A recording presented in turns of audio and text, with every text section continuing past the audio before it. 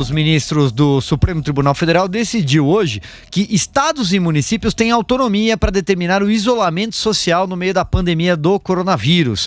Os ministros Marco Aurélio Mello, Alexandre de Moraes, Edson Fachin, Rosa Weber, Luiz Fux e Carmen Lúcia defenderam que prefeitos e governadores têm competência concorrente em matéria de saúde pública e, portanto, podem regulamentar a quarentena. Na primeira sessão do plenário da Corte por videoconferência, importante a gente lembrar disso, os magistrados mandaram diversos recados ao Palácio do Planalto e cobraram cooperação entre os entes da federação no combate à crise da Covid-19, Zé. Olha, Silvio, é importante que nós estejamos agora entrando numa nova etapa, numa nova fase, né? E exatamente na entrada dessa nova fase que vem uma medida considerada dura pelo Supremo Tribunal Federal. Vocês se lembram aqui na entrevista com o presidente Jair Bolsonaro, quando eu provoquei, eu sabia mais ou menos da situação, né? Dizendo, se o senhor acha que estamos num caminho errado e que é preciso abrir a economia, por que o senhor não decreta? Aí ele respondeu, um presidente da República pode muito, mas não pode tudo. Está aí, o presidente sabe. Eu considero isso um cerco judicial ao presidente Jair Bolsonaro, ao Poder Executivo Nacional, Federal. O Poder Executivo tem sim poderes, tem sim competências constitucionais para gerir, no caso de uma crise, no caso evidente de uma pandemia como esta. No máximo, a Constituição define ali o trabalho conjunto, apoiado de estados e de municípios. Com esta decisão do Supremo Tribunal Federal, os estados ganharam uma independência desconhecida no Brasil. É uma nova federação, né? Primeiro sobre esse ponto, mas pelo raciocínio poderá ser também para outros pontos, inclusive legislar acima de legislação nacional. É uma decisão polêmica num momento aí em que todo mundo está com medo e tal, mas a competência dos estados por essa decisão de hoje do Supremo, que era uma decisão esperada, eu mostrei aqui que todas as indicações eram essas, que os ministros já estavam comentando sobre isso, é um cerco jurídico ao governo federal, mas que acaba colocando estados e municípios como entes bastante independentes, formando uma nova federação aqui no Brasil, né? É isso, Zé, exatamente isso. Augusto Nunes, seu comentário. Qual foi o resultado, antes de mais nada, da votação no Supremo? Está em andamento ainda. Está em andamento, Sim. Mas já está decidido que assim será. Sim. É já tem maioria, Augusto. Isso aí. O Brasil não é uma federação como os Estados Unidos. Está aqui no nome, Estados Unidos, Estados Unidos da América. Eles resolveram se unir.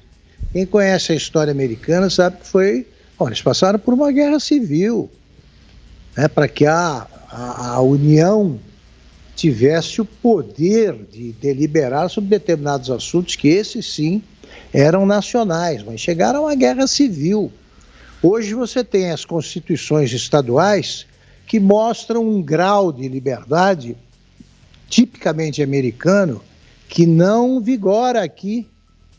Aqui não, os governadores, eles atendem a determinações em casos, sobretudo em casos aí que ameaçam segurança nacional, esse é um, eles atendem às normas do poder central, do governo federal. Então isso aí deve ser contestado no campo mesmo das regras do que eles chamam de carta magna, a lei maior, aquelas coisas. Aí na hora eles ficam rasgando as páginas com as observações, com as normas mais elementares aí, ou com cláusulas pétreas, como eles gostam de dizer.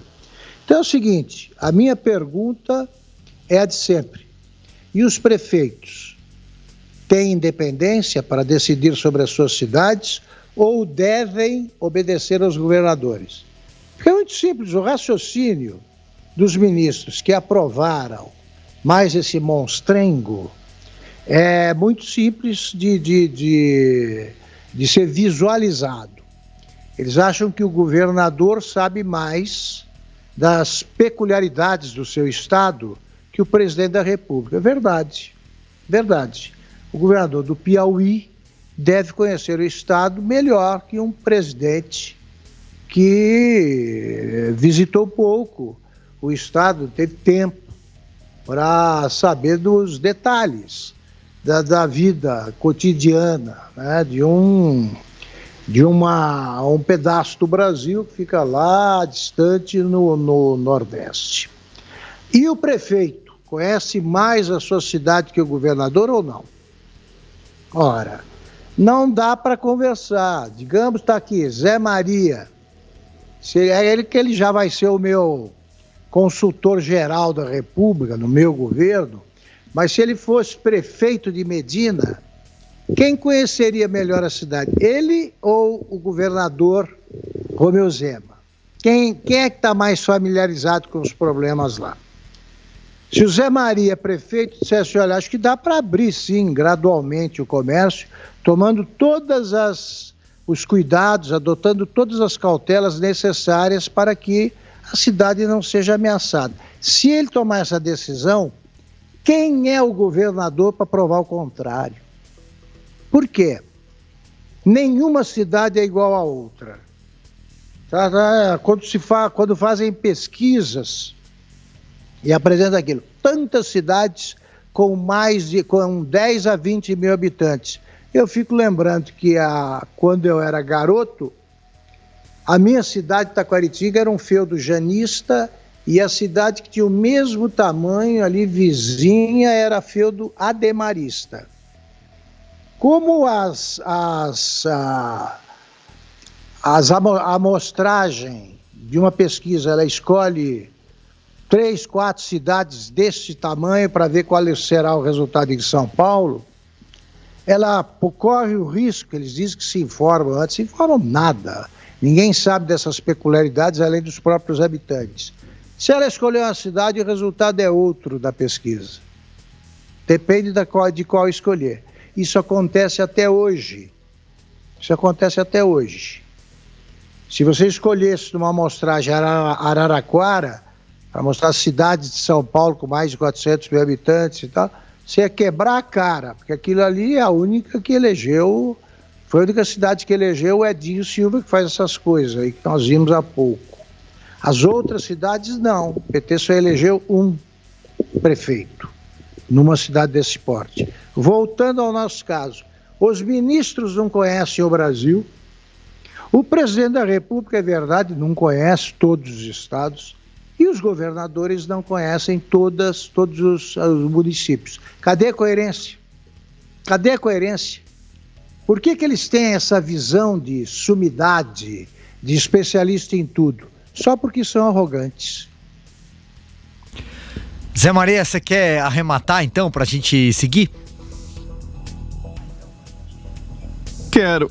É o seguinte, Augusto, eu estive nos Estados Unidos exatamente no momento eleitoral e a convite do Departamento de Estado norte-americano e pude conhecer por dentro ali algumas, inclusive, regras não escritas da política americana. Existe uma independência muito grande.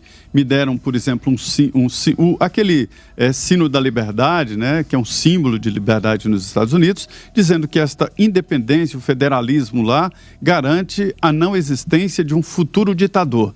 Porque se houver um ditador que assumisse a presidência ou assumisse os Estados Unidos, os estados se desmembrariam.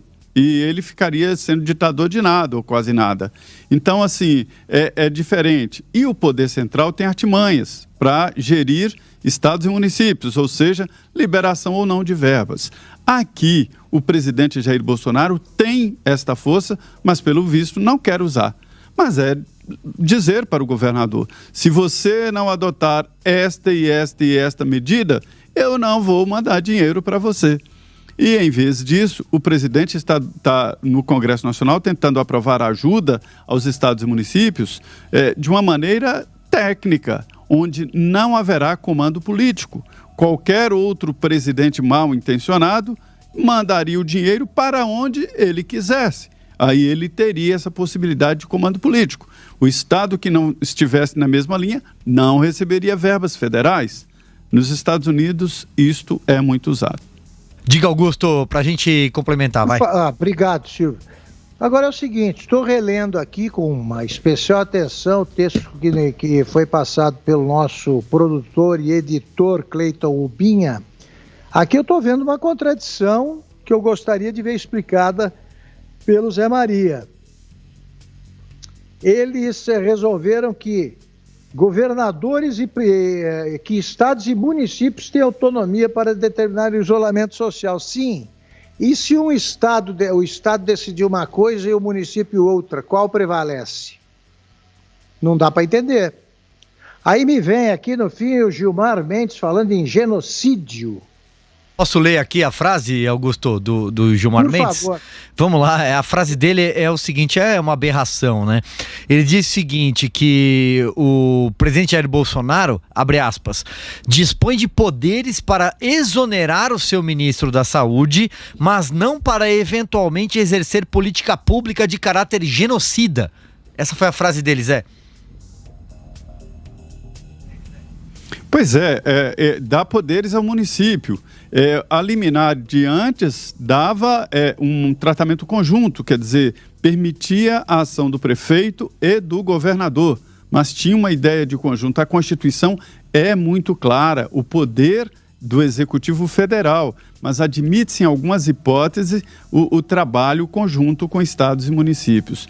Supremo legislando e mudando a Constituição, se isso vale para tudo, criou-se a partir de agora um novo país, um novo pacto federativo, inclusive. Concretos, que nós vivemos aqui e apresentamos no programa. O prefeito de Mirandópolis quer fazer uma coisa e o governador quer outra. Por que prevalece, ou se é que prevalece, a posição do governador? Tá, Zé. Não, prevalece a posição do município.